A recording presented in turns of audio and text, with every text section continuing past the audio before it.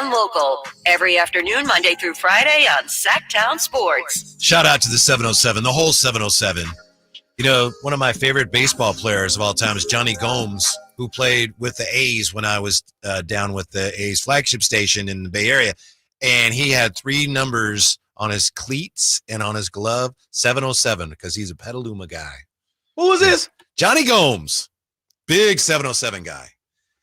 Amadrox says, tread lightly there, JJ. Don't disrespect the 707. I didn't. I just said it wasn't what do you call it? It's the seat of all knowledge and wisdom, the 707. I thought that was French Lick, Indiana, but yeah, it's not. You're right. It may be. Hey, our next guest, Jerry Reynolds. Jerry, this is probably no surprise to you. We spent the last weekend at the Inn at the Presidio, which is very nice, and it's one of the historic inns around the country or something, and there's a little book there, and I was looking through them, and I think there's 2 French Lick resorts that are among the historic inns in the country. Jerry, you probably knew that, though, didn't you? I did know that. I worked at one of them as a college, going through college and even high school, the French Lick Springs Resort, and then well aware of the West Baden Springs Hotel, and 2 4-star hotels, and of course they got a bunch of. It's a top flight resort area, and I always say for golfers, they've got 2 great Donald Ross course and a Pete Dye course. Those are 2 of the great developers of golf courses in history. So no, it's a big time, and of course, after last night, and getting busted up by Larry Bird, and I tried to trash talk, and I shouldn't have. I just shouldn't. Really? You got into it with Larry Bird? Well, we always exchange little my goodness. Little text and pleasantries talks, and I never win. He just ends up cutting me to my heart. I just was in a fetal position at the end. He's pretty good at it, isn't he, Jerry? He's really good. Yeah. The thing that makes him, he's always can back it up. I can't most of the time. That's the thing about talking crap. You really need to be able to back it up. Well, he's done it. I just think of some of the people he's actually done it with, like in the heat of battle, right? Oh, he treats everybody the same, so, he's equal opportunity. Yeah. Well, before we get into the game last night, I think I know how you feel about this, but we were just having, engaging fans in the debate. Hey, would you rather just end up keeping that pick this year, first-round pick, or would you rather get into the play-in, maybe the playoffs? And Jay and I are both like, we just want more games. We want the play-in. We want the playoffs if that's possible. Even if you play OKC and they're really good, that's what we want. Which way do you lean on that, Jerry? I want to win games. Yeah. You want to win games. I'm Herm Edwards. You play to win the game. Yes. That'd be nice to get a pick, and that is depressing that they, but I don't know that you could lose enough to get the pick anyway at this stage. Yeah. I mean, you've got two games with 2 teams that are actively trying to lose, and not very good anyway. Mm-hmm. So, and then with Phoenix, with Durant out and their situation. So, to me, it's just like, well, that's not even a particularly logical option at this stage. Well said. Yeah. Well said. Legend, I hate to be repetitive, but I'm doing it for the fans and the listeners because they want the answers. And maybe you don't, and I'm not putting you under the microscope. Is there anything that can be done at the end of game so it's not so ISO heavy, this team is not so stagnant on the offensive end? Yeah, I think you can, we've talked about in the past some. I mean, I think you have to have more called plays, to where basically 5 men are involved with options.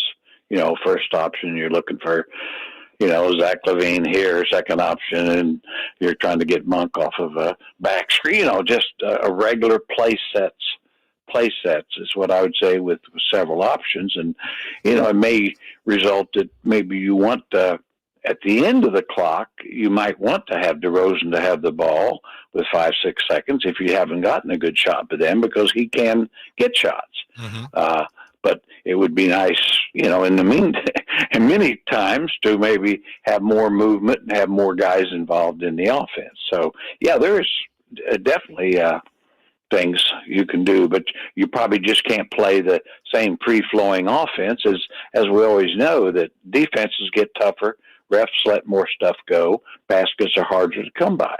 It's like, duh, it's been that way for 100 years. Mm-hmm. And so, you really have to work harder to get your hoops, and so everybody needs to kind of know what they're trying to do. Mm-hmm. Sidebar on that point. We just had that big brawl involving the Pistons, and I've been wondering if the way the officials for the last season and a half here have been letting the game get more and more physical, if we were going to see that. Last night, and Keegan ended up clocking Neesmith. I mean, he hit him in the head. They didn't call it. Keegan, it wasn't a dirty play, but he hit him right in the head. He kabonged him, yeah. Yeah, and it just, are they letting the play get too physical, Jerry, or is it nothing compared to what it used to be still? Well, I'll say this, in the playoffs last year, I thought it was very similar to the, 80s and 90s, the physicality. And of course, I love it. Yeah. I mean, where you're not going to score 130 points when you're allowed to kind of put hands on guys a little bit and bump them on their cuts, things of that nature. And that's what was happening. And occasionally you'll see games kind of get that way now, but then occasionally you won't. I mean, where it's just free flowing and all offense. But yeah, I think, but the Detroit thing, I mean, really it was just a lot of pushing and grabbing, really. That's true, yeah. I mean, they made the thing look worse as they pushed and grabbed into the stands, the first row there. Mm-hmm. Made it a little bit worse. But, but I like, to me, I kind of like it that way. I like the idea that you scoring over 100 points might be enough to win. Mm-hmm. Mm-hmm. Drawn by the legendary Jerry Reynolds. Jerry, Whitey had a interesting fact and tidbits, and I can't remember who it was from, but it was pre-De'Aaron Fox, post-De'Aaron Fox when it comes to Domantas Sabonis' number. Of course, he's been hurt a little bit here post-De'Aaron Fox trade. Have you seen any difference between his style of play pre-De'Aaron and post? Oh, yeah. I mean, he's just not really as involved in creating the offense. You see it in his assist numbers or lack thereof. Yep. I mean, he's still getting his rebounds and mostly points. That hadn't been a big drop. It's been a drop off, not big. But yeah, just the fact that he's probably averaging 2 or 3 assists a game instead of seven or 8. And I don't think that has boded well for the offense. I think that's why the offense becomes more stagnant. Especially with, quite honestly, you have kind of 3 guys who will stop the ball a good bit. Mm-hmm. And he's a guy that really doesn't want to. He wants to move it. And so I just think the more he's involved in creating the offense, I think the better the team is. And I mean, Fox was very comfortable with that, and he knew he could get his 27 that way. Yeah, to your point, Jer, last night, Thomas Bryant had 1 assist in 22 minutes. Domantas Sabonis in 40 minutes had no assists. Is it a matter, too, of this offense? They've added some wrinkles at the very least since Doug Christie took over. Is it a new offense, not just for the new guys that joined the team, but even for the guys that were here? Is it a new offense for everybody on the team, and is that one of the problems?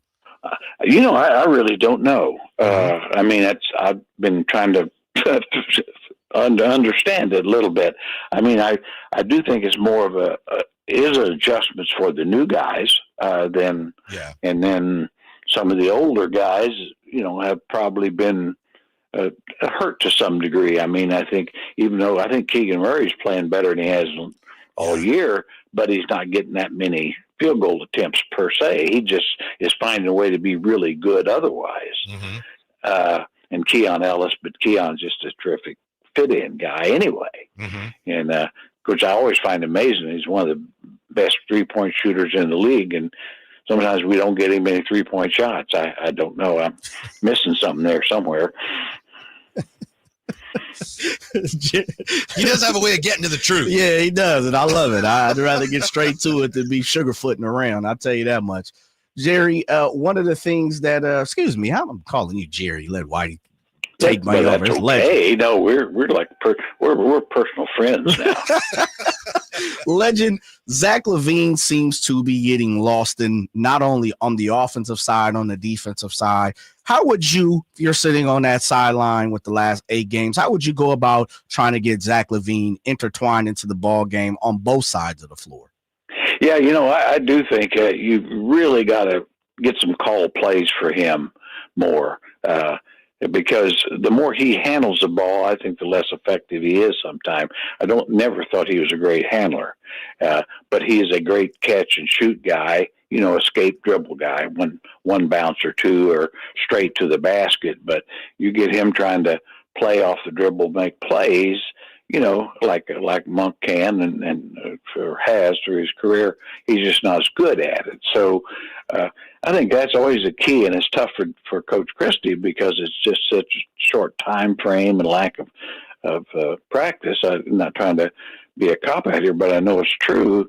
But the only thing a coach can do is motivate his players and then utilize them correctly. And I think it's been very difficult so far to be able to figure out exactly the best way to utilize these guys. And quite honestly, it's showing up. Coach, in my opinion, the Kings' record should be better than it is. And one of the reasons it's not is because they don't have a lot of depth at wing. And my point is not to make excuses, but I really think they miss Jake LaRavia. Would you agree? Yes. Yeah. Yes, I've really kind of become a LaRavia fan. I mean, he brings a lot of energy and certainly he's a good defender and a scrappy guy. And, when you've got Keon and LaRavia and Keegan on the floor, all of a sudden you could sort of guard somebody. Mm-hmm. I mean, I don't want to get carried away, but I mean, it's kind of encouraging. Legend, there was a conversation earlier on during the show here about Kings organization, management, Kings ownership kind of meddling in the basketball operations side of the floor. And I don't mean to put you on the spot, and I'm not asking you if you know that or not, but have you been in an instance where the Kings the ownership, I should say, meddles so much in the basketball operations where it kind of turns the gray area a little black or red, so to say, versus, maybe they just have a quick input like, yeah, I kind of like that guy, and they leave it to the basketball operations. Have you ever seen it too much to where it's too much in the basketball operation side? Oh, sure. I've been involved in it. Now this current ownership group, yeah, I've heard things, but I don't know. Yeah. And I don't want to comment on something I haven't been involved with, but certainly you hear rumors and different people saying this and that, and maybe somewhat accurate, maybe it's not. Maybe you never know if there's axes to grind or if somebody really does know. So, but does it happen? Of course, I always remember my time with Jim Thomas, and I liked the man. I really liked him, but he really brought the franchise to be involved, and we didn't see eye to eye on talent a lot. I always remember just about got fired because he wanted to draft Harold Miner the year we drafted Walt Williams. And I said, I can't do it. I said, you think he may be called Baby Jordan, but he ain't no Jordan, and fortunately for me, it turned out that Walt was a lot better, because if he had him, I'd have been back in French Lick working at one of the resorts. So I guess one thing we could say is it's pretty common. I mean, owners are going to get involved in their teams, right?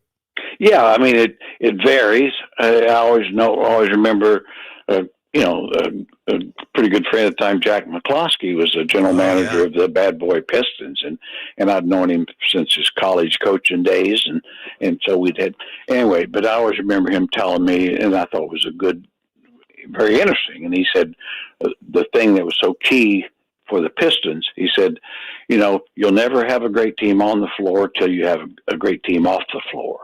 And he said, our owner is great. He doesn't agree with what myself and Chuck always want to do, but we get to do it. Was that Bill Davidson? Bill Davidson, yes. He would just sit there in his windbreaker and just he looked like a regular guy, huh? Yeah. Yeah. I mean, obviously, it's the only thing that obviously he was involved, and he'd always want to know what's going on. And certainly, if big money was involved, he wanted to be assured that it wasn't wasted money. Mm-hmm. But I think I just always struck me. Well, geez, of course, I always say that always was the way it was in my. As long as the athletic director and the president and the coach were on the same page, you had a great chance for success. Mm-hmm. If one of the three wasn't, it made it tougher. Put it that way. Yeah. I have a flashback question for Jerry, but I don't know if you had one. No, go ahead. Yeah, I have one. Oh, go ahead. No, you didn't already teased it. No, I had a backup. No, you got it. I wasn't finished with the current Kings yet, but go ahead. A lot of people really like the defensive side of Keon Ellis's play, and we've had an opportunity to see him the last couple of years, and he looks like he could be a major player on that defensive side and more or less plays that way. Jerry, comparing him to some of the greats that you've seen, and I'm not sitting up here saying he's Dennis Rodman like on the defensive side, or Doug Christie even. Where do you think he can max out on his defensive efforts? Well, I think he's in the Doug Christie area. Okay. Mm-hmm. For his age. I mean, now Doug, like say his experience level. I mean, Doug wasn't quite Doug for his first few years in the league either. Right. So yeah, I think he's in that category. I mean, probably his spot shooting is even better. I don't think he's the complete player that Doug was, because Doug could really run an offense and much better. And so he was a guy that could play point and did often, because Bibby played off the ball well. But I think that's somewhat of an analogy. He's got a little bit of Tony Allen in him. He's a better offensive player than Tony, not quite as physical and tough as Tony. But Tony was one of those guys that have got a hands on a lot of balls, and you see players didn't like seeing him around on him. And Keon's getting that way a little bit. He's not physically intimidating, but his length and all really, you see guys getting ticked, get away from him. Yeah. He could be bigger. I mean, compared to like Drew Holiday, and this is not a criticism, but an observation, that one area where Keon, I think, sometimes struggles defensively is when he's trying to check a bigger, stronger guy. That maybe is one. I don't know what you can do about that, but that's an issue sometimes, isn't it? Yeah, it is, and I agree with you. And I think that he can get bigger and stronger, and he will. I think, because Drew wasn't near as big and strong as he is now, when he came into the league.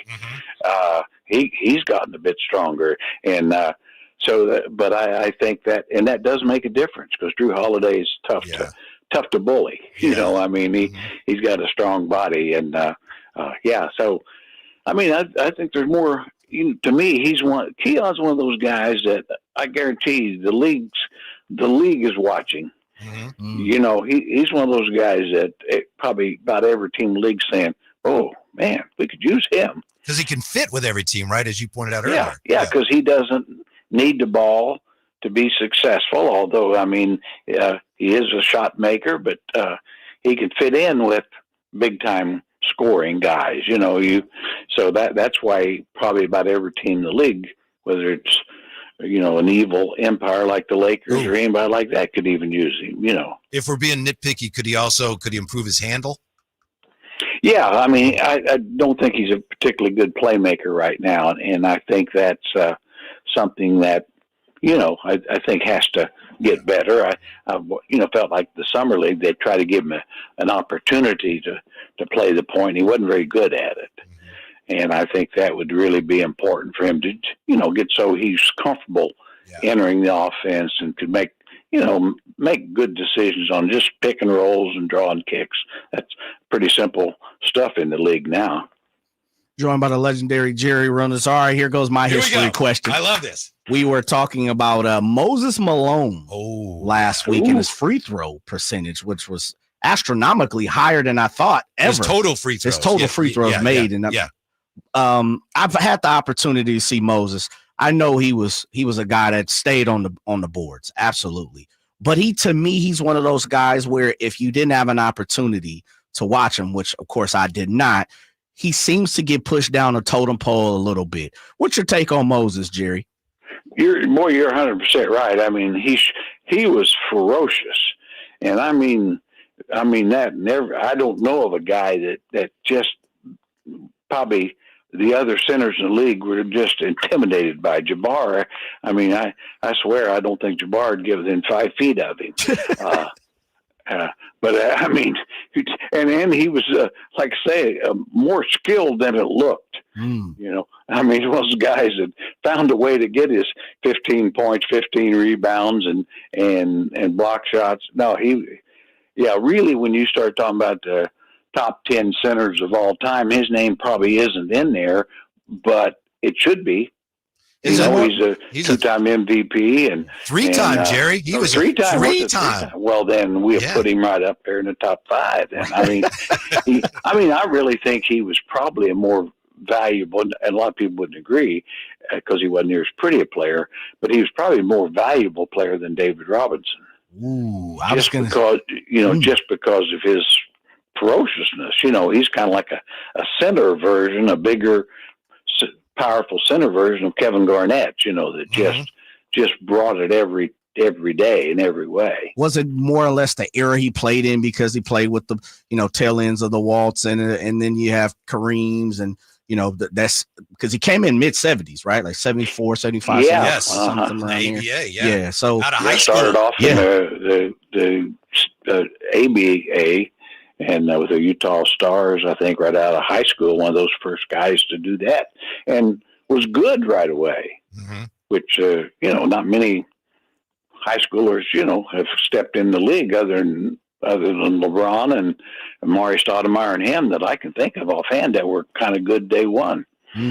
Yeah, it gets forgotten here to the point you're making, Jerry. He was the MVP, Moses Malone, in 79 with the Rockets. Then it was Kareem, then Irving, and then Moses Malone 2 years in a row, 82 and 83, Rockets and Sixers. So that's 3 times he was the MVP, and then Larry won the next 3. But wow, Moses Malone was a 3-time MVP, balling, and yet people don't really know that much about him. It's a shame. Yeah, it's great that Jay brought him up because he really, he's he's kind of a different kind of skill set, but he was kind of the Jokic of his era, clearly the best center, at that time. Was he the best Malone? And it's a different thing because centers were so valuable then. Yeah, pardon me, I didn't mean to step on you, but is he the best Malone of all time? Ooh. That's a great question. I think maybe he was. I think so too. Yeah. Yeah. You would know. I mean, it's a close call because Carl was, you can still make the case he's the best power forward of all time. I mean, he had Tim Duncan. I mean, I don't know, but of the world of Malones, I mean, Jeff wouldn't make the list. I say that. Sorry, Jeff. All right, we've taken up enough of your time. Yeah. Thank you as always, Coach. We appreciate it. Well, thank you guys. We'll Take care. All right, yeah. And then Karl Malone was a 2-time MVP. One of the things I think about when I think of Moses Malone, Jay, and I think you have mentioned how we don't know, about players, the environment that they come from. We have no idea sometimes. I remember reading a story about Moses Malone. I think he grew up in Virginia, and I read a story about where he played, the playground where he played, and there was a guy that played there that they called the mailman. And somebody, a writer, somebody asked, why do you call that guy the mailman? And the answer was, because he stabbed the mailman. Wow. So it's like a whole different environment than most of us would. Yeah. Dang. Moses Malone. He's one of those guys, generations after he played. He played for a long time, too. 20, 21 seasons, 22 seasons, somewhere around there. That you hear people who got to watch him, and he was definitely a star. You hear people, he's one of the best in the league. You hear people, he got the championship in 83. I thought two times MVP, 3 times MVP. You hear these things about Moses Malone, and people are like, man, he was good. But when you start to get into the pantheon of, like Jerry talked about, centers, and then you get into top 75 and 50 and 20 and things like that, to me, he's always one of those guys where it's like, what about Moses Malone? Oh, man, I forgot about Moses. Yeah. To the people that got to watch him and be around basketball like you or like Jerry, people highly respect Moses. They definitely highly respect his game, what he brought to the game, and he was successful. But I think when you talk to people, and this is just my ignorance because I didn't have the opportunity to see Moses Malone play, as an adult or even as a child, but he kind of compares to like a David Robinson for me, like a Patrick Ewing, someone who was very good, if not, they were great. They were all-stars. They're a Hall of Famer. They're top 75. But for whatever reason, they're never mentioned in that top flight of, 10. Mm-hmm. Yeah. And another thing about the way the game changed from 1966 all the way through 80, the MVP was a center. Man. Then it was Julius Erving in 81. Then it was Moses, another center for 2 years. Then it was Larry for 3, and then Magic and Michael and Magic for 2 more. So that's part of the incredible impact that guys like, well, Julius, but mostly Larry Bird and Magic Johnson and Michael Jordan had. It's like the game started to become less center-centric with that. Now look where we're at today. Yeah. Yeah. Centers are like, you don't need a center. No, Center's a dime a dozen. Yeah. Our thanks to Jerry Reynolds, and thank you for sticking around for that. When we come back, Coach Christie's selling a playoff push, but our fans and players buying that. Next with the Drive Guys on Sactown Sports. The sewer system.